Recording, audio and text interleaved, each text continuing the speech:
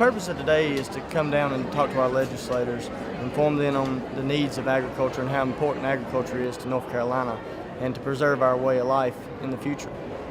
Anytime you meet with the legislature, it puts a personal spin to something instead of just an email or a letter or something.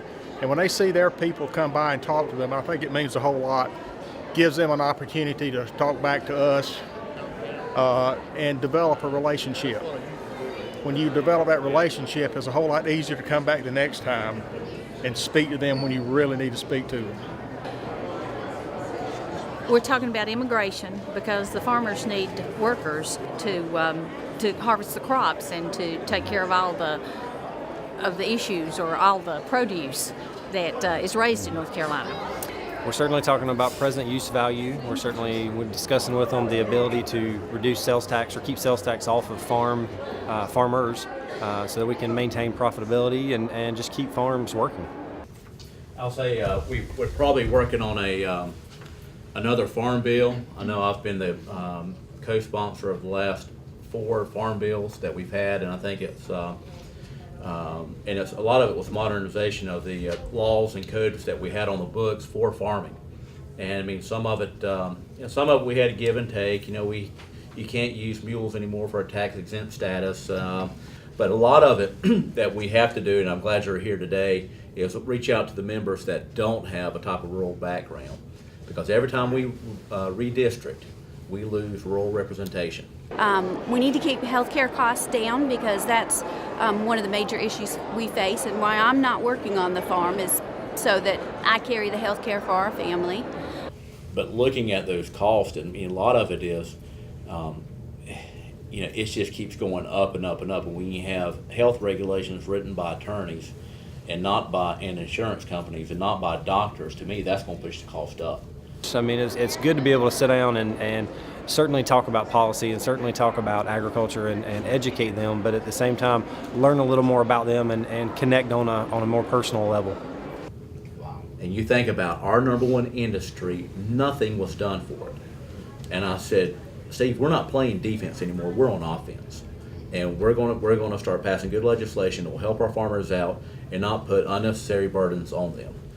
Well, we really got to work on educating them. I agree with you there. I mean, the sales tax exemption that farmers have, and as well as the present use valuation, those are 2 things that we at Farm Bureau fight hard for and want to keep. And they're vital to our operations. We got to have them. So I think there's a number of issues that are brought forward here today to our legislators to let them know that what we farmers across North Carolina need. Farm Bureau gives us the voice that we need to deal with the issues. As you may know, every county Farm Bureau has a county board, and we have an opportunity in the county to raise any issue that we see that needs to be addressed on the state level. And we have a good networking group here through Farm Bureau to get our points of view across, and they let us know when we need to show up, when we need to contact our representatives. They help organize the agriculture industry in general. What it does is it gives us a great organization that gives us focus.